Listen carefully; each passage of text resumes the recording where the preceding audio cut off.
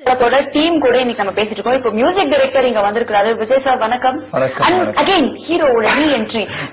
வணக்கம் அகைன். வணக்கம். நான் நினைச்சு மறந்துட்டீங்கன்னு நினைச்சேன். இந்த மாதிரி வந்திருக்கீங்க, உங்களுக்கு தனியா ஸ்பெஷலா சொல்ல வேணாமா ரீ என்ட்ரின்னு சொல்லிட்டு. மியூசிக் டைரக்டர் சார், நீங்க உங்களோட பிளாஷ்பேக் நீங்க சொல்லியே ஆகணும். சின்னதா சொல்லுங்க. பிளாஷ்பேக் கிடையாது, நான் ஒரு ஸ்ரீலங்கன். சோ அங்கிருந்து எனக்கு சென்னைக்கு வரக்கூடிய வாய்ப்பு கிடைச்சது. வந்த இடத்துல என்னோட சாங்ஸ் இந்த படத்தோட டைரக்டர் கேட்டாரு. கேட்ட உடனே என்ன கமிட் பண்ணிட்டாரு, நீங்க தான் பண்றீங்க அப்படின்னு சொல்லி. ஆரம்பத்துல பயம் இருந்தது, எப்படி பண்ண போறோம்னு சொல்லி. சினிமாவில எந்த எக்ஸ்பீரியன்ஸ் எனக்கு கிடையாது, யார்கிட்ட ஒர்க் பண்ணல. சோ என் பாட்டு நான் ஆல்பம்ஸ் பண்ணிட்டு இருந்தேன். சோ அந்த சாங்ஸ் கேட்டு நீ தான் பண்ணுன்னு சொல்லி ஒவ்வொரு விஷயம் எனக்கு சொல்லி கொடுத்து, ஒரு சிச்சுவேஷன் எல்லாம் அழகா சொல்லி கொடுத்து, இன்னைக்கு நான் இந்த ஜியா டிவில இங்க முன்னாடி இருக்கிறேன்னா அது காரணம் கண்டிப்பா இந்த படத்தோட டைரக்டர் மட்டும்தான். ட்ரைனிங் செஷன்ஸ் பத்தி சொல்லிட்டு இருந்தாங்க எல்லாருமே. அந்த ட்ரைனிங் செஷன் இருக்கட்டும், நீங்க ஹீரோயினுக்கு நிறைய தமிழ் ட்ரைனிங் கொடுத்தீங்களாமே, அத பத்தி ரொம்ப பெருமையா உங்க ஃப்ரெண்ட் ஒருத்தர் சொல்லிட்டு போனாரு. ஹீரோயின் பத்தி ஹீரோ பேசலாம் எப்படி சார்? அப்புறம் என்ன சார் லைவ் ஷோ இது? கண்டிப்பா பேசுவாங்க, ஆனா உண்மையை நான் சொல்லிடுறேன் சரிங்களா. இந்த தாப்படத்தோட இந்த ட்ரைனிங்ல இருந்த டைம்ல, அந்த டைம்ல இருந்து படம் முடிகிற வரைக்கும் இந்த டயலாக் சீன்ஸ்ல இருக்கிற டயலாக்ஸை தவிர நான் எதுவுமே பேசினது கிடையாது ஹீரோயின் கிட்ட.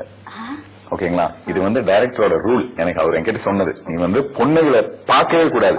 அந்த படத்துல கேரக்டர் தெரியும், அந்த பொண்ணுகளை பார்த்தா இப்படி குமிஞ்சிடும் அந்த மாதிரி.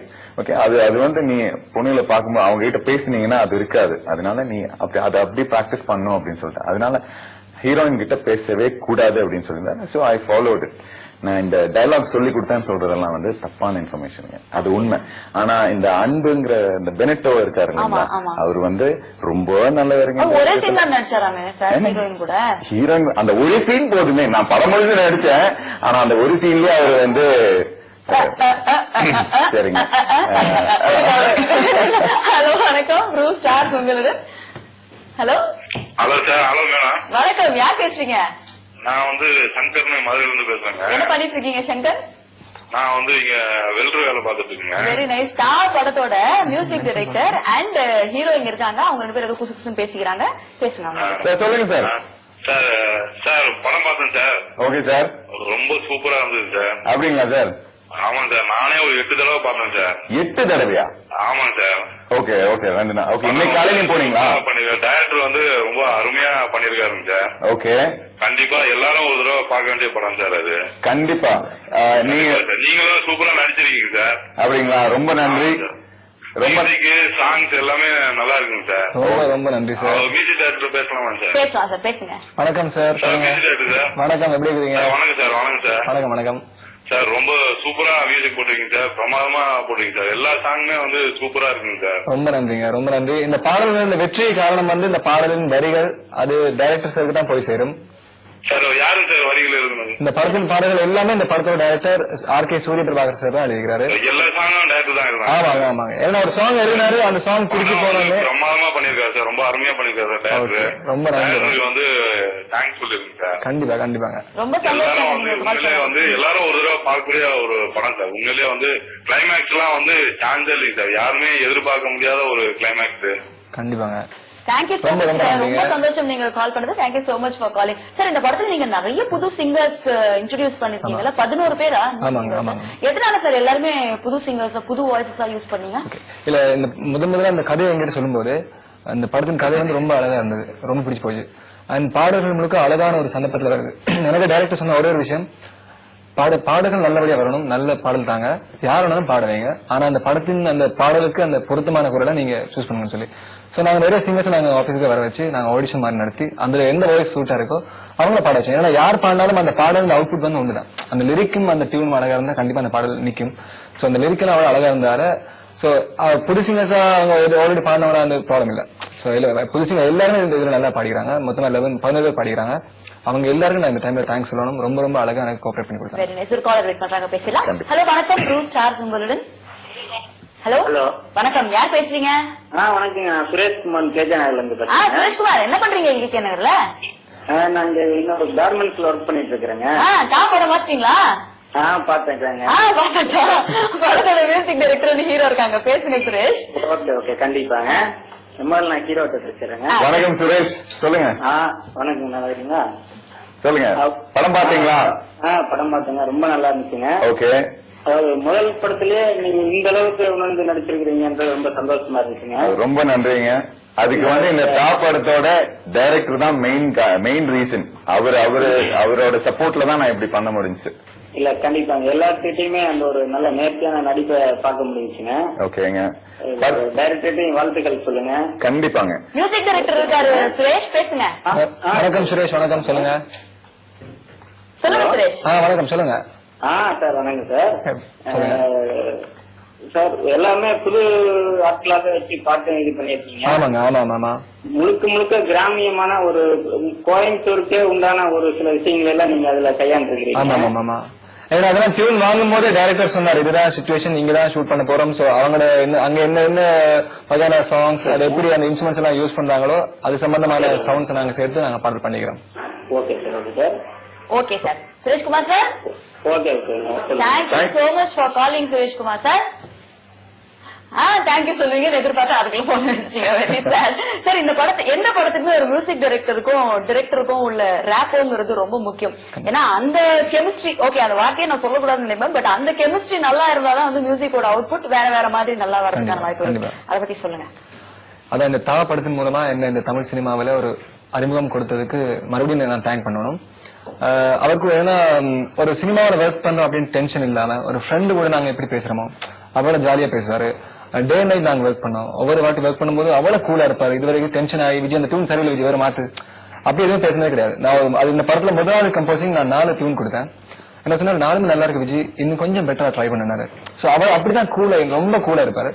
சோ அந்த பாடல்கள் அவருக்கு திருப்தியா வந்ததுல எனக்கு சந்தோஷம். ஏன்னா அவரை தாண்டி வேற யாரும் இதை ஓகே பண்ண போறதில்ல. சோ எல்லா பாடல்களுமே அவருக்கு திருப்தியா வந்துச்சு.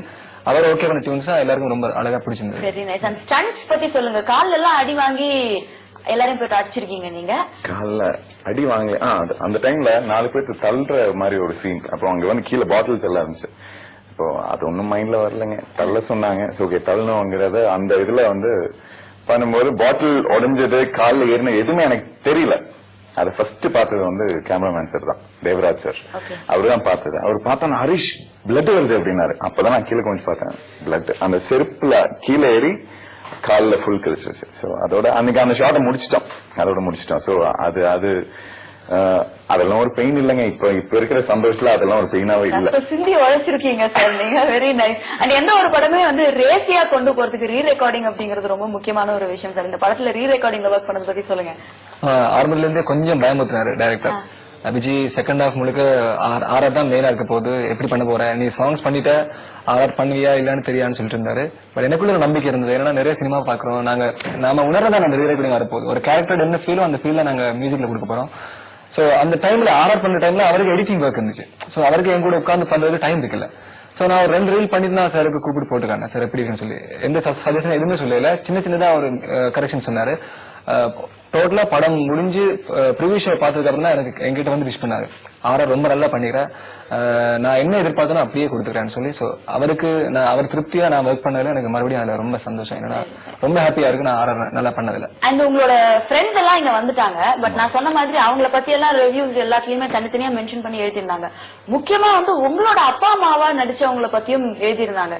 அவங்கள பத்தி சொல்லுங்க. அவங்க யாரு அண்ட் அவங்களோட ஒர்க் எப்படி போச்சு அதெல்லாம் சொல்லுங்க. அப்பாவா நடிச்சவர் வந்து நாடோடிகள் படத்துல அனன்யாங்கிற அவங்க கேரக்டருக்கு அப்பாவா நடிச்சவர் அவரே தான். இந்த படத்துல வந்து உண்மையான அப்பா அம்மாவா அவங்க இருந்தாங்க. அதாவது அந்த ஒரு ஹாஸ்பிட்டல் சீன் ஒண்ணு இருக்கு. அதுல எனக்கு வந்து முடியாம ஹாஸ்பிட்டல்ல படுத்திருப்பேன். அந்த டைம்ல அம்மா வந்து உண்மையாவே அழுதுட்டு இருக்காங்க. நான் சொன்ன அந்த ஷாட் முடிஞ்சு வெளியே வர அழுதுட்டு இருக்காங்க. அதாவது அழுகிற சீன் ஒண்ணு இருக்கு, அழுதுட்டு இருக்காங்க. நான் சொன்னேன் எதுக்கு அழுதுட்டு இருக்கீங்க அப்படின்னா, இல்ல என்னால முடியல, எனக்கு நீ அங்க படுத்திருக்கிறது பார்த்தோன்னு எனக்கு என்னால அழுக நிறுத்த முடியல அப்படின்னு உண்மையா அழுதுட்டு இருந்தாங்க. அதே மாதிரி அப்பாவும் ரொம்ப ரொம்ப சப்போர்ட்டிவான ஒரு கேரக்டர். அவரு ரொம்ப சப்போர்ட்டிவ். நிறைய விஷயங்கள், அதாவது கேமரா முன்னாடி இருக்கும்போது என்னென்ன பண்ணும் அப்படிங்கறது சொல்றதை விட நிறைய விஷயங்கள், அதாவது ஜென்ரலா ஒரு விஷயம் எல்லாமே அவர் வந்து ஷேர் பண்ணி ரொம்ப ஹெல்ப்ஃபுல்லா ரொம்ப சப்போர்ட்டிவா இருந்திருக்காரு. ஓகே. அண்ட் ஒரு ஹீரோ அப்படின்னு பாத்தீங்கன்னா நிறைய எமோஷன்ஸ் வந்து ஒரு படத்துல எக்ஸ்பிரஸ் பண்ண வேண்டி இருக்கும். ரொமான்ஸ் இருக்கும், பாட்டு இருக்கும், சிரிப்பு இருக்கும், அழுகை இருக்கும். பட் உங்களுக்கு வந்து ரொம்ப கஷ்டமா இருந்த ஒரு எமோஷன் டு கேமராக்கு முன்னாடி ரொம்ப கஷ்டப்பட்டு பண்ண எமோஷன் அப்படின்னு எதை சொல்வீங்க? கஷ்டப்பட்டு பண்ண எல்லாமே emotion. ஈஸியா தான் பண்ணுன்னு சொல்றாருங்க. ஐயோ இல்லைங்க, நான் கொஞ்சம் கஷ்டப்பட்டேன். அதாவது ஒரு சீன்ல வந்து ஹீரோயின் பக்கத்துல உட்காந்துருப்பாங்க, நான் அவங்கள தொட்டிருக்க மாட்டேன் அந்த டைம்ல. அதாவது அது வரைக்கும் நான் தொட்டிருக்க மாட்டேன். அது ஃபர்ஸ்ட் டைம் அவங்க வந்து மேல படணும். படும்போது அவங்கள பார்க்கவும் கூடாது, பார்க்காம ஒரு எக்ஸ்பிரஷன் கொடுக்கணும். அந்த வெக்கம், அந்த சிலிர்ப்பு உடம்புல அதெல்லாம் வரணும் அப்படின்னு சொல்லி அது கொஞ்சம் கஷ்டம் இல்ல, அது டிஃபரெண்ட். அதான் ஃபர்ஸ்ட் டைம் அதை எக்ஸ்பீரியன்ஸ் பண்ணேன். இந்த படம் எல்லாருக்குமே வந்து every release is very important. எல்லாருமே வந்து முதல் படம் அப்படின்னு இல்ல, எந்த படம் ரிலீஸ்னாலும் தியேட்டர்ல போய் பாக்குறது ஒரு பெரிய எக்ஸ்பீரியன்ஸா நினைக்கும். அதுவும் முதல் படம் தியேட்டர்ல போய் பாக்குறது ஆடியன்ஸோடங்கிறது ரொம்ப பெரிய ஒரு எக்ஸ்பெக்டேஷனுக்கு அப்புறமா நடக்கிற ஒரு விஷயம். என்ன சார் சொல்றாங்க ஆடியன்ஸ்? எப்படி இருந்துச்சு? எந்த தியேட்டர்ல பாத்தீங்க நீங்க? நான் ஃப்ரெண்ட்ஸ் கூட பார்த்தேன், எஸ்கேப் தியேட்டர்ல பார்த்தேன். என்னன்னா இந்த படம் ஆர்டர் பண்ணும்போது நான் நிறைய வாட்டி பாத்துட்டேன், ப்ரிவியூ ஷோ பார்த்தேன். இருந்தாலும் நான் நேற்று அந்த ஷோ பார்க்கும்போது ஃப்ரெண்ட்ஸ் கூட உட்காந்து அந்த கிளைமேக்ஸ் முடிச்சுட்டு வெளியே வரும்போது ஒரு ஃபீல், அது நான் நிறைய வாட்டி பார்த்த கிளைமேக்ஸ் தான், இருந்தாலும் இன்னும் அந்த ஃபீல் வந்து எனக்குள்ள இருக்கு. என்னன்னா அந்த கிளைமேக்ஸ் வந்து யாரும் எதிர்பார்க்க முடியாது. இந்த படம் நல்லா பேசப்படுதுன்னா அதுக்கு முக்கியமான காரணம் இந்த படத்துல கிளைமேக்ஸ்ல இருக்கிற அந்த உணர்வு, அந்த ஃபீல் தான். Very nice. அண்ட் உங்களுக்கு எப்படி இருந்துச்சு ஹீரோ சார்? உங்களோட முதல் படம் எல்லாரும் தியேட்டர்ல என்ன சொன்னாங்க? முதல் படம் அதாவது நான் அந்த ஃபர்ஸ்ட் நாள் அந்த தியேட்டர்ல போய் உட்கார்ந்தோன்னா ஒரு படப்படா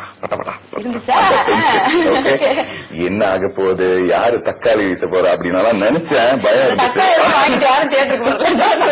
இல்லைங்க, இப்பெல்லாம் வாங்கிட்டு வராங்க, சரி, அந்த பயம் இருந்துச்சு. ஆனா